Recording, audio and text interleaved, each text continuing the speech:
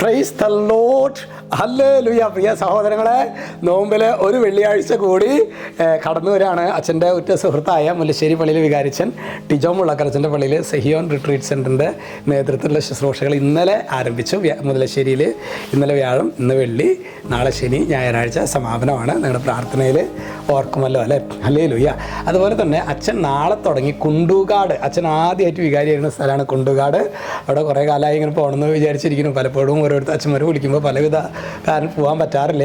അപ്പോൾ അച്ഛൻ ആദ്യമായിട്ടല്ല, വാർഷിക ധ്യാനത്തിന് ആദ്യമായിട്ടാണ് പോകുന്നത്. നിങ്ങൾ നാളെയാണ് ശുശ്രൂഷ, നാളെ കുർബാനയിലൊക്കെ പ്രത്യേകം ഓർക്കണം കേട്ടോ. ഇന്ന് നമ്മൾ ധ്യാനിക്കുന്നത് പ്രഭാഷക പുസ്തകം 35:1. അവിടെ വചനം പറയാണ്, നിയമം പാലിക്കുന്നത് നിരവധി ബലികൾ അർപ്പിക്കുന്നതിന് തുല്യമാണ്. എന്താണ് നിയമം എന്താണ് നിയമം?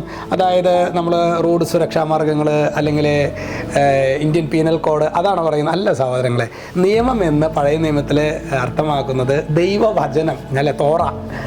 ദൈവവചനം പാലിക്കുന്നത് നിരവധി ബലി അർപ്പിക്കുന്നതിന് തുല്യമാണ് എന്ന് പറയുമ്പോൾ നമ്മൾ മനസ്സിലാക്കണം എന്താണെന്നറിയാമോ? നമ്മൾ ഈ യാന്ത്രികം പലപ്പോഴും നമ്മൾ എല്ലാ ദിവസവും ബലി അർപ്പിക്കുന്നു അല്ലെങ്കിൽ കുടുംബ പ്രാർത്ഥന ചൊല്ലുന്നു, നമുക്കൊരു മാറ്റമില്ല എന്ന് പറയുമ്പോൾ അധര വ്യായാമമായിട്ട് എന്താണ് ചെയ്യുന്നതെന്ന് അറിയാത്തത് കൊണ്ടാണ്.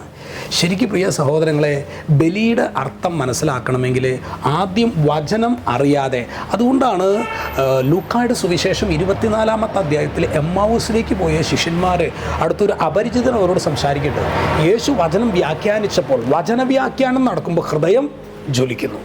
തുടർന്ന് അപ്പം മുറിച്ചപ്പോൾ ഇത് യേശുവാണെന്നവർ തിരിച്ചറിയുന്നു. നമ്മുടെ ജീവിതത്തിലെ പ്രിയ സഹോദരങ്ങളെ, ഈ വചനത്തോടുള്ള ബന്ധം, അതുകൊണ്ടാണ് വചനത്തെക്കുറിച്ചുള്ള അജ്ഞത ക്രിസ്തുവിനെക്കുറിച്ചുള്ള അജ്ഞതയാണെന്ന് വേദപാരംഗതനായ വിശുദ്ധ ജെറോം പറയുന്നതിൻ്റെ കാരണം അതാണ്.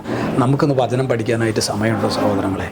നമ്മുടെ ജോലി, നമ്മുടെ ബാക്കിയുള്ള ലെഷർ ടൈം ഇതെല്ലാം കഴിഞ്ഞിട്ട് ഒരു അധ്യായം വചനം വായിക്കാൻ സമയമില്ലാത്ത വിധത്തിൽ നാമമാത്ര ക്രിസ്ത്യാനികളായിട്ട് നമ്മൾ മാറ്റപ്പെട്ടില്ലേ എന്ന് നമ്മളൊന്ന് ആത്മശോധന ചെയ്യുന്നത് നന്നായിരിക്കും. ദൈവമേ, വചനത്തോടുള്ളൊരു ബന്ധത്തിൽ ഞങ്ങളെ ആഴപ്പെടുത്തണമേ കർത്താവേ. രക്ഷിതാവായ യേശു ക്രിസ്തുവിൻ്റെ നാമത്തിൽ അനുഗ്രഹിക്കുന്നു, ഇപ്പോഴും എപ്പോഴും എന്നേക്കും. ആമേൻ.